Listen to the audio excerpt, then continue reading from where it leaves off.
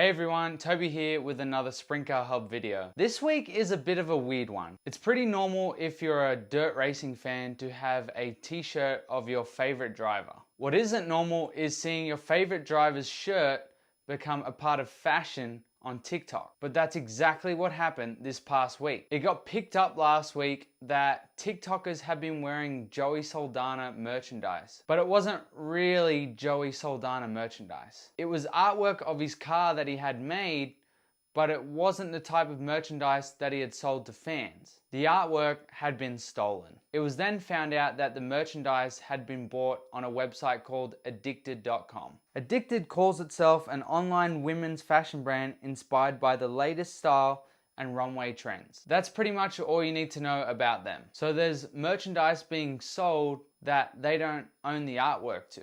How did this happen? And what was going to happen about it? Because it's such an odd story, I figured it was worth finding out more. I was lucky enough to not only speak to my childhood hero, Joey Saldana, but also the man who's responsible for designing the art, Nick Stevens. Check out what they had to say about it. What up, Toby? What's up, homie? Hey mate, how you going? Good. All right, let's get into this shirt stuff. So, What do you want to know? like what happened, like a timeline. I saw Braden McMahon tweeted something and that kind of got your attention. So how did you find out about it and all that? Well, good question. Well, I'm 48 years old, so I'm not a TikTok guy. I have no clue about that stuff. It was honestly just like the beginning of this week. I'd seen Braden McMahon post something about it. Him and his sister were paying attention to what was going on, and they just noticed these girls were wearing these racing shirts. I was going to look into it. I think it was like Monday night. I saw him tweet something about it, and I was going to start looking into it a little bit more, but I got distracted with a billion other things I had going on. And then they paid attention further and saw that it was actually me on these shirts. And they're like, well, how in the hell did they get these? So then it just kind of blew into, Nick got involved. And then, obviously, with my son, he sees it because they're posting this stuff, and then Shannon sees it. And then Tuesday night, I started seeing the images of the stuff that people were posting, and I was like, what? I was like, this guy like totally just, I thought maybe they had like lifted part of the design or like the car or something off it. No, straight up the entire design was exactly what I had done for Joey back in 2015. So honestly, I'm the lucky one, because it could honestly be a really good thing for me, because it's just falling into my lap. I would have never known anything about it. I would have never pursued it. I had no idea what was going on. I got mad about it for a little bit, then calmed down, got to writing an email to the company about it. So you've spoken to Addicted, and what is going to happen about it? Obviously, I didn't think I would hear anything back. But yesterday I was driving back from lunch and got an email from Shen at Addicted, and she's like, let's talk. I was like, okay. After the weekend, she's going to put the numbers together about the amount of product that they have here in the States, what their margins are, what they have into the garments and all that. Sure. We're going to come up with a fair number that they'll pay a royalty to Joey on all of this. And per garment sold, they're not going to reproduce those designs again after their stock is depleted. So I don't want to break this company. I don't want to sue this company. I don't even want really anything other than what they feel is appropriate for me to have some sort of royalty. And we did a program like this with R&R back in the day, where they do all the work. They print the shirt, they ship the shirt, they have to do everything. And then they send you like a 20-30% royalty. And honestly, they were totally in agreement with that. Like, she was going to go through everything and deal with Nick directly. And I'm going to work with them directly, creating some sprint car based Addicted fashion designs for them through Cane Screen. Maybe even talk to them about handling some of their production here stateside, because they're targeting mostly, girls on TikTok and whatnot here in the States. But she was talking like they had all that stuff produced overseas, had to have it shipped to the States, deal with customs, shipping costs, all that stuff.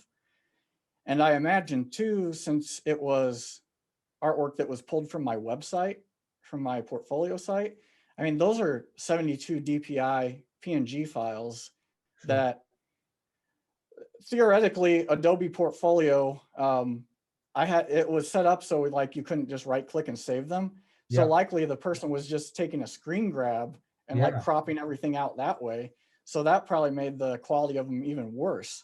So I would actually be interested in seeing one of those garments in person and seeing how terrible the print quality is on them, because I mean, obviously I know I can offer them a way better quality print than what they probably have. So one thing we found out is the artwork was actually stolen from another artist, which was sold to them, you know. So and when Nick was doing his work at R&R, the way he uploaded it, I don't know how that stuff works, but somehow it got taken off one of his Adobe file. I don't know. Anyway.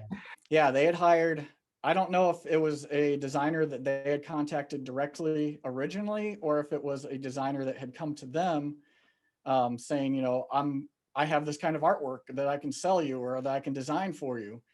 But what Chin had said is that they had previously stopped working with that designer already because they had gotten another complaint from them stealing somebody else's artwork and trying to pass it off as their own. So anyway, the artwork got stolen there, got sold to them.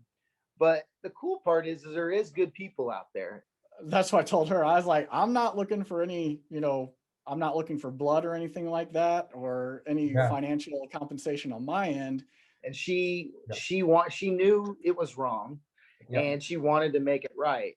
But I want to make sure this artist that did this knows that, hey, that's not cool. That's bad business ethics, especially on the art side. You know, artists are, you can take inspiration from another artist without straight up copying their work. I know from my own personal experience, I've paid, you know, hundreds of dollars for American artists to do my artwork when I was racing.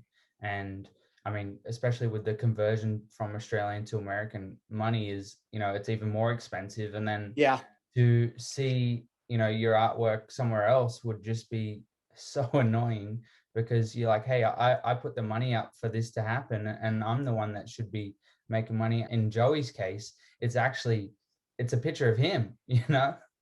Yeah, it's his name, it's his nickname, it's his company logo on it.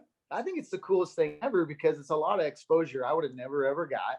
You know, I had, you know, it's cool for a guy that's pretty much retired from racing, and you're getting 3 million hits on TikTok wearing my shirt. It's a pretty unique story, isn't it? It's unfortunately not the first case of, you know, art theft happens all the time and it's widespread, and a lot of times there is no resolution to it. I'm fully on board working with them going forward.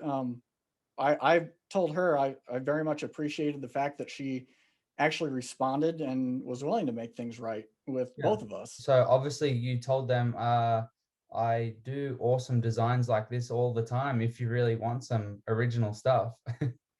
Yeah, that's what I told her. I was like, I've been doing this for just over 15 years now, and this is kind of my bell cow. This is where I've made my living, and I can give you something that's not 6 years old, that will be fresh and probably more up to the, you know, the actual look that you're going for. It's actually kind of worked out well for you in the end, I guess. Yeah. I mean, that's what I was going for. After she responded and kind of told me what was going on, I said, let's talk and let's work out something that'll make it a positive outcome for everybody involved. I know Braden mentioned it, and he's the one that first found out, you know, or mentioned this was happening on when he wrote something on Twitter. But I can't help but notice that the design that's on the back is on the front, and I'm like, yeah. Well, not only that, but like the one Brownsburg bullet design. It's something that says like Club Magara. It says Caleb Magara or something like that. Yeah.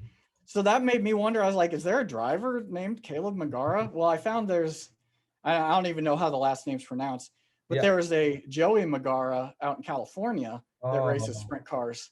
Is there like another person that he's pulled artwork from, which it looks like there might have been? That's like the rudest way to steal artwork, isn't it? Like, go, you know, modify it a little bit, you know, like you said in your tweet, leave the R&R logo there. The back of one of those sweatshirts is a complete mess.